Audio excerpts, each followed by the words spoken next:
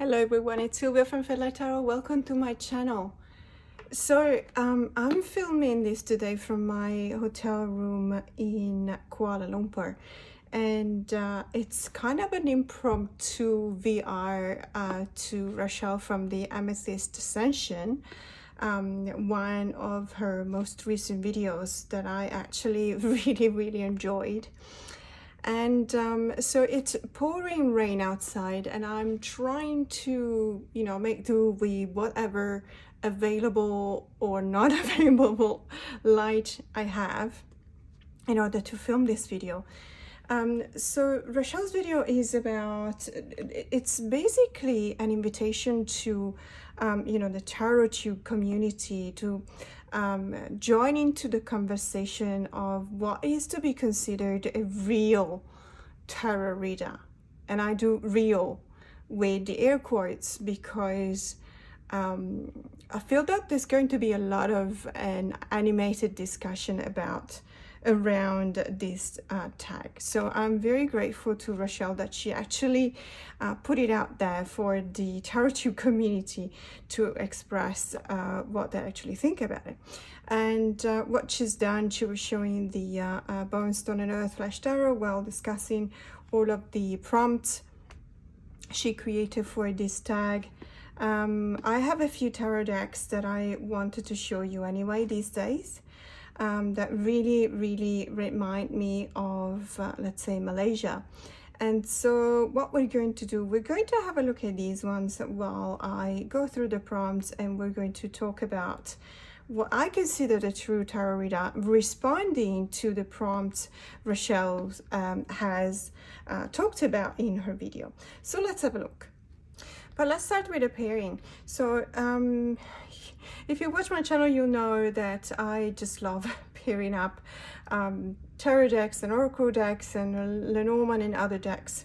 And it's just, I find it's an exercise that is kind of conducive of meditation, or at least of, a very distinct kind of focus, different from anything else that you might be doing. And so let's start with this. This is the Dream Ritual Oracle card, which I absolutely adore, by Theresa Cheung, illustrated by Noel T. And it's in the center, and I am pairing it with the Spiritual Tarot, which is by Tarica Di Maggio, Lucia Mattioli, Francesca Fragolini. It has been printed by Lo Scarabeo. It's quite a recent publication. So let's have a look at this pairing of these two, but let's also talk about what's supposed to be those defining key questions that give you the status of a real tarot reader, or RTR, as I want to abbreviate that. Are you an RTR? Are you a real tarot reader? So the prompts are these. The first one: do you have to know all the book meanings to be an RTR? If so, what book meanings? Well, just a bit of a spoiler, I'm going to answer no to the majority of these questions because I have my own ideas on what makes an RTR, a real tarot reader. So my answer is no, you don't have to know all of the book meanings. And to be honest, I don't really understand completely. I'm not sure I understood completely what the meaning of book in this case is. Are we referring back to primary sources, the books written first about Pamela Colman Smith's tarot? Are we referring to that book meaning? So are we referring to a book that talks about the meaning of the symbols in the RWS? Or are we referring to any kind of book that talks about a tarot? Because I can assure you that, for example, I've got, recently I got in another tarot, but it's a surprise. I'm not going to tell you which one it is, but it's still published by Lo Scarabeo. And it's got an absolutely fantastic guidebook. Or even this one, the Spiritual Tarot. I was discussing about this with one of my followers on Instagram, Moonstar Lodge.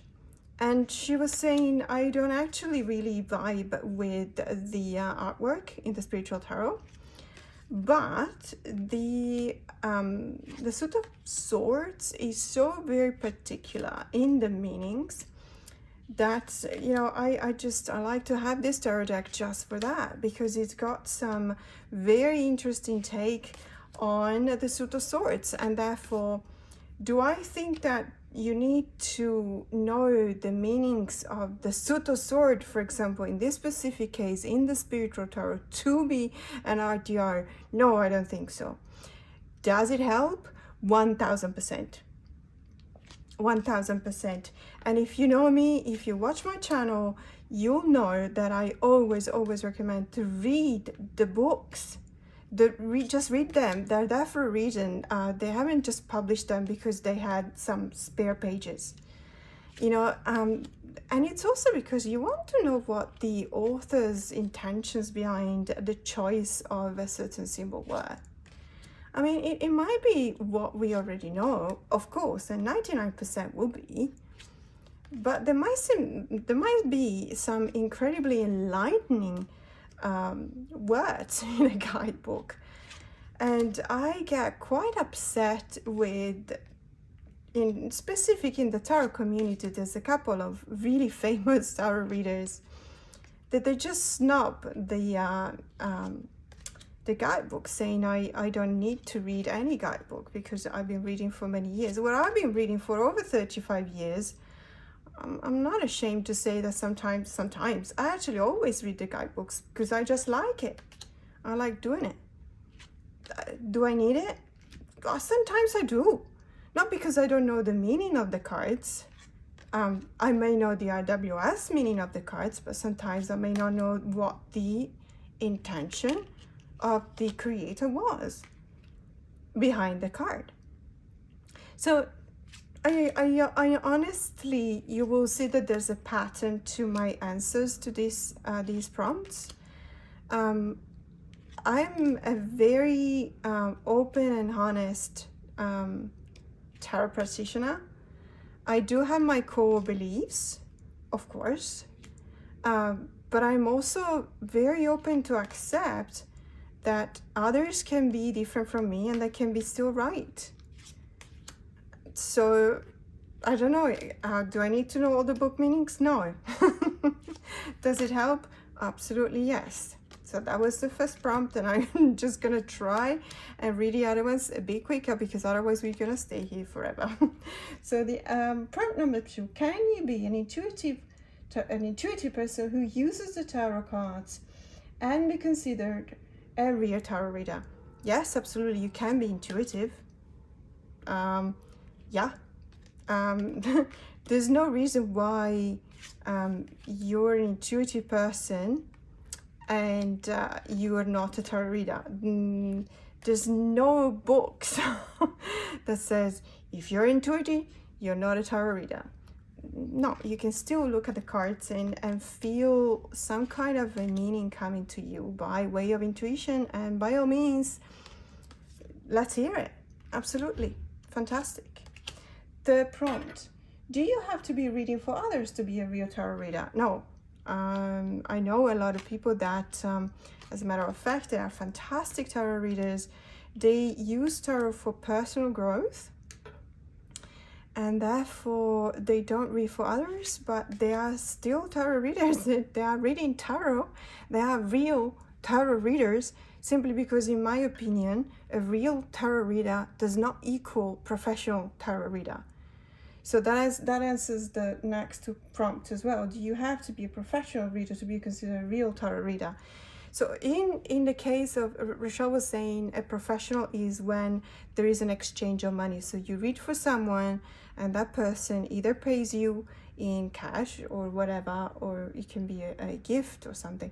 I've been reading for others and receiving money or gifts, or sometimes even services. I was reading in London in the Kensington market next to a girl that was doing dreadlocks, and I had my dreadlocks maintained by her, and I was reading for her, and in exchange for that she was, you know, taking care of my dreadlocks. Another guy, you know, I always said no, but you want to do my birth chart in exchange for a tarot reading.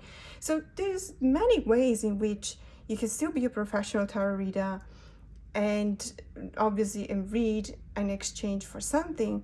But even if you're not, you're still a tarot reader. To me, real tarot reader is someone, and I feel like skipping ahead because I want to justify my answers, and I shouldn't be skipping ahead. But to me, a real tarot reader is someone who's actually interpreting the message that the cards are communicating to them, and then relaying back the message, whether it's to relay back the message to ourselves when we read for ourselves, for our own practice, for our own, introspective growth, for example, or to others when we read to others. So it's probably difficult to understand when it's not specifically referred to people who don't read for others, but think of it this way, it's a two-way street. So the cards talk to you, you understand, you interpret, you translate, you relay back, becoming a storyteller. To me, a real tarot reader is just that. So I'm so sorry, I'm practically skipping ahead of all of the questions, and I'm giving already my answer, but I feel like I need to right now, because otherwise many of my answers will probably be misunderstood. So a real tarot reader for me is someone who's interpreting a message given by the cards and then relaying it back. So giving it back, becoming a storyteller to give this message to whomever this message is intended for. And when it's intended for us, of course, you're doing it spiritually, you're doing it internally, you're doing by journaling, you're doing it whatever which way you prefer. You're still reading for others. It's just that these others is yourself. So that's what it means for me.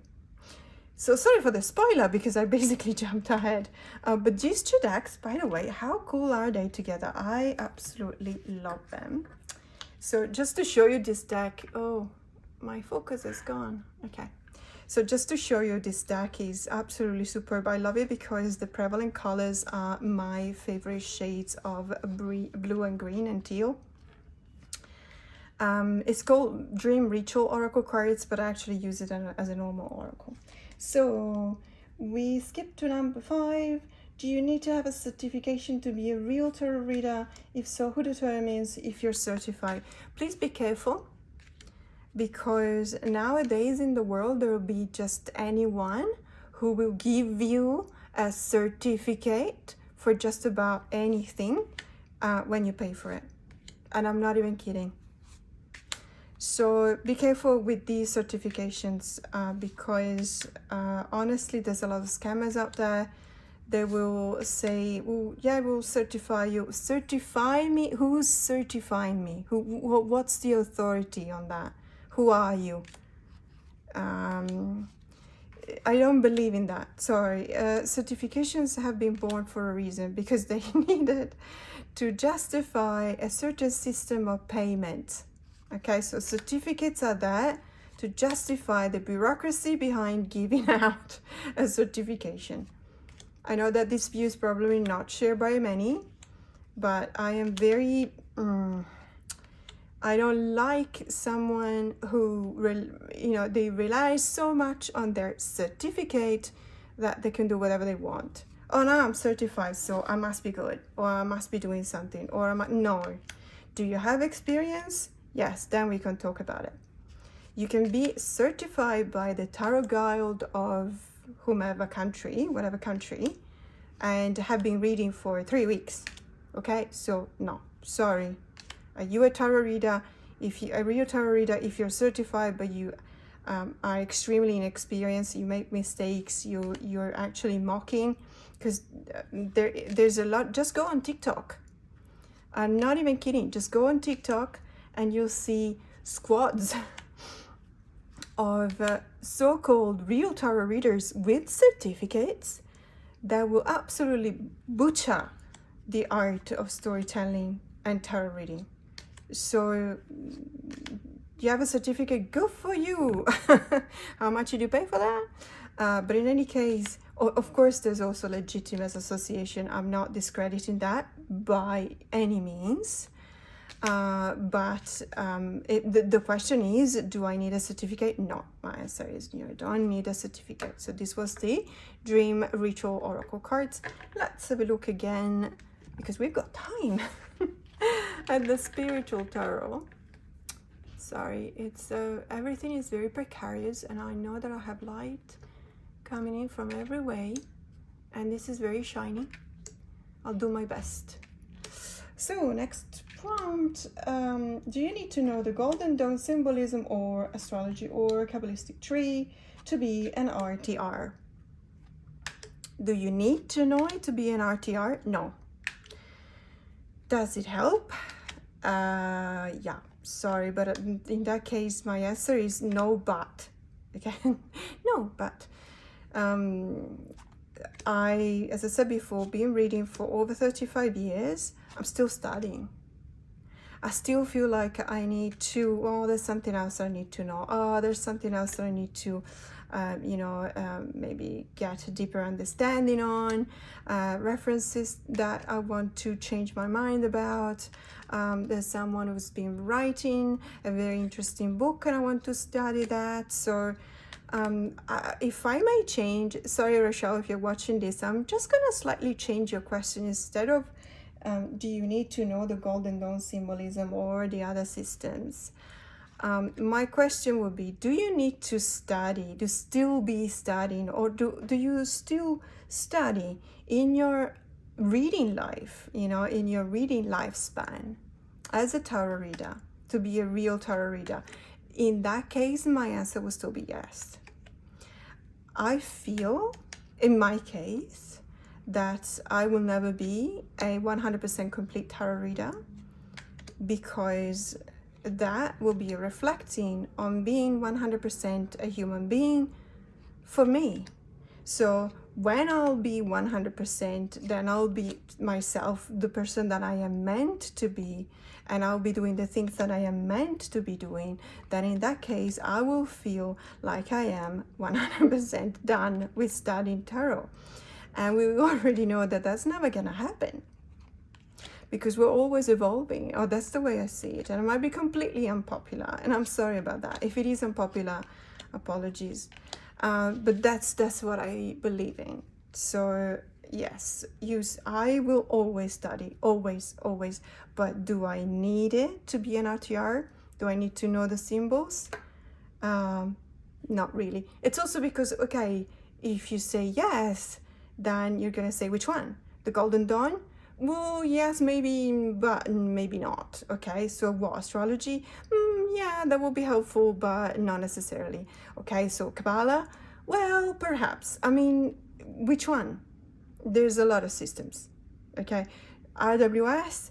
I will start from that. I will start from the RWS. I will start from perhaps move on to Marseille, perhaps move on to Thoth, perhaps add on numerology.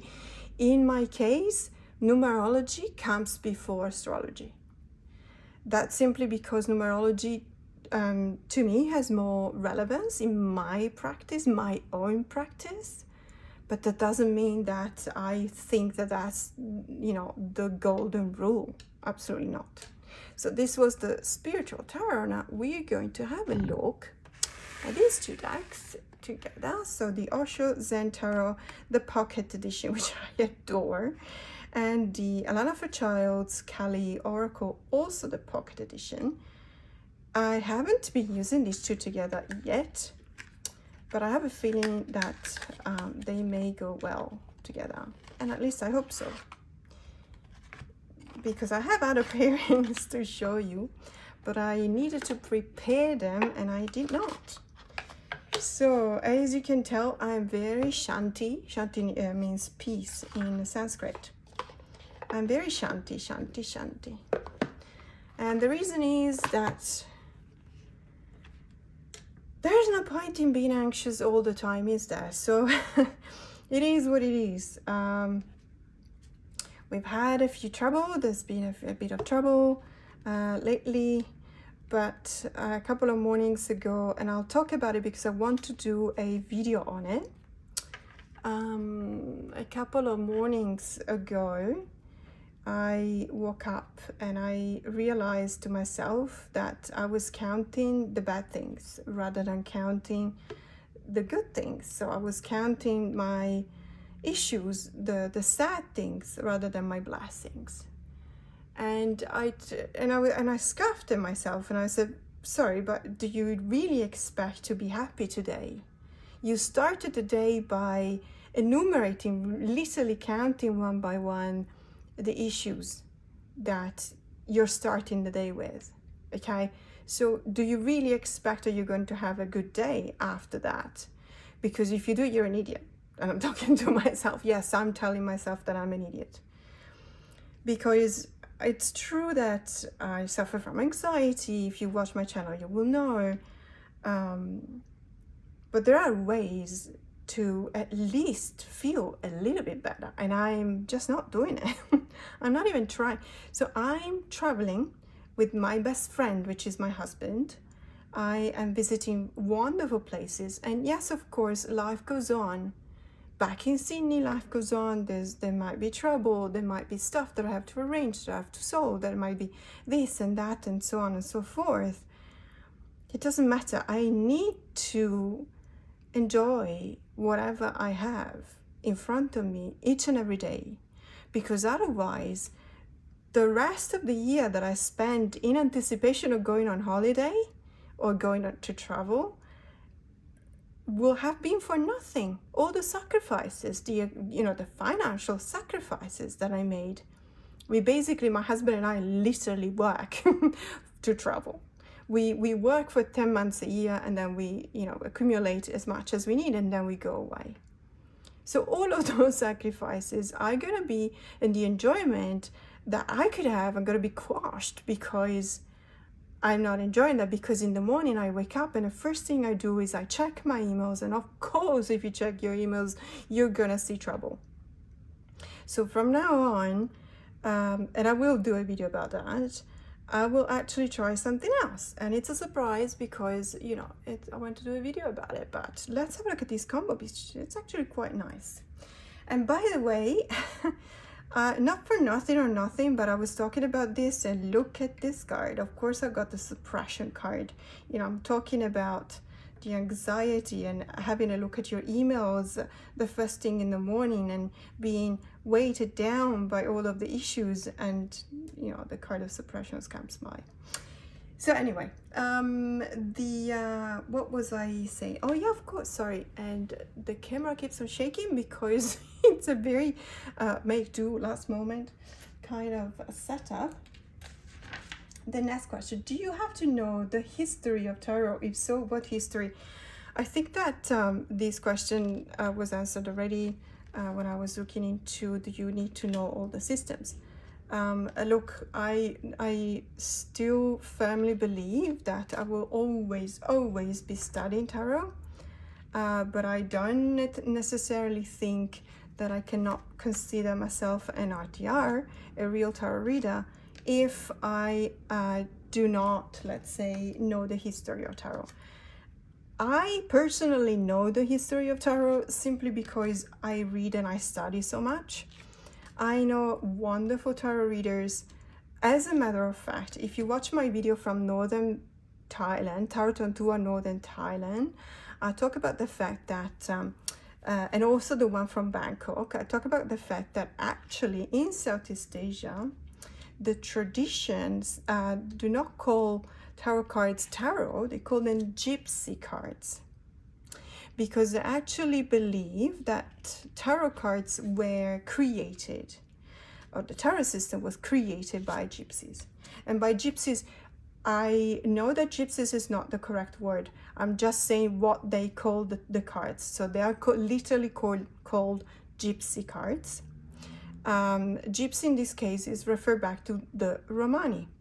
So I don't know why. They probably I have this wrong idea, and they know because I spoke to a couple of readers, and they say, yeah, we know that the origins are different and we got it wrong.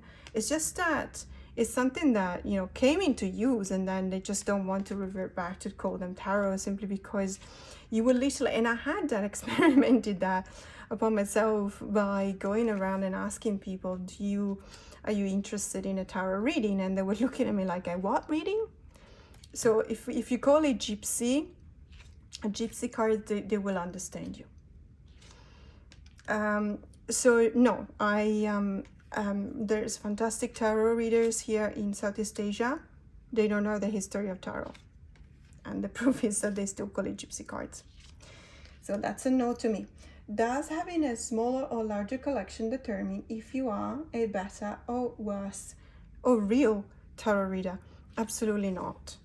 And I think I even told you my story at the beginning. I didn't have that much money to buy tarot decks.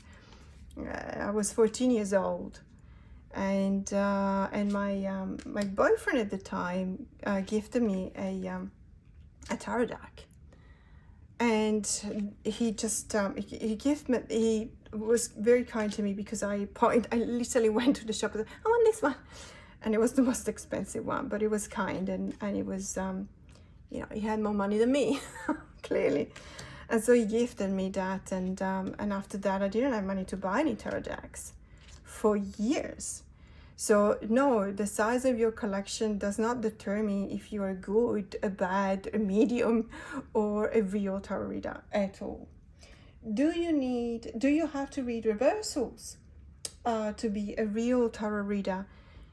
No, but why? I don't read reversal, but I actually read them. Let me explain. I read reversals in the sense that I have at least 5 ways to read reversals, so I know how to read reversals.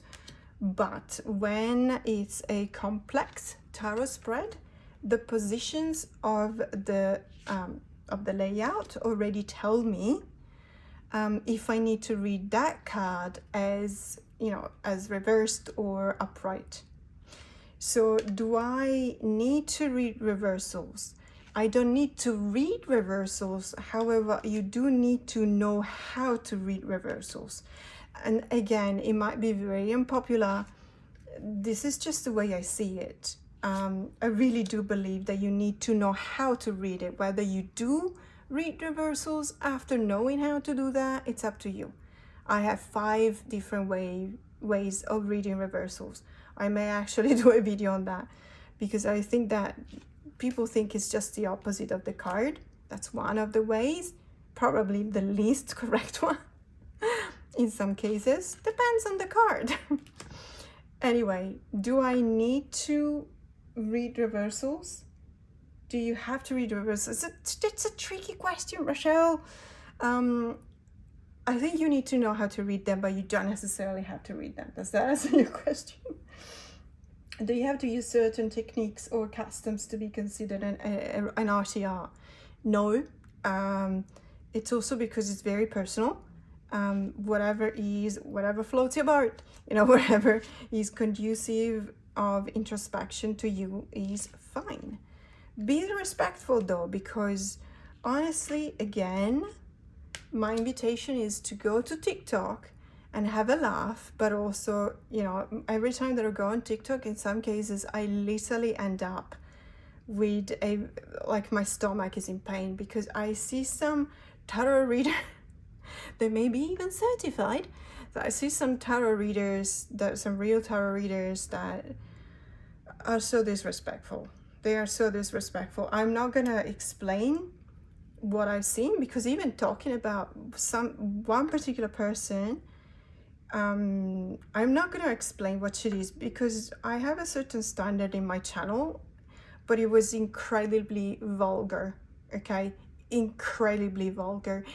And by vulgar, there are some rights in the world, and trust me, I'm a traveler, I know, that involve, for example, let's say physical body parts or physical excretions of the human body. In particular, we know that, for example, saliva is used in many rites by shamans to cleanse. That is, I respect that. What I don't respect is someone doing something else than that and calling it up, because to me, that's the way I read. No, sorry. Again, I'm not gonna be negative because I don't want to, but there's a lot of real tarot reader on TikTok that should not be doing some things. I know that I'm probably opening a can of worms here.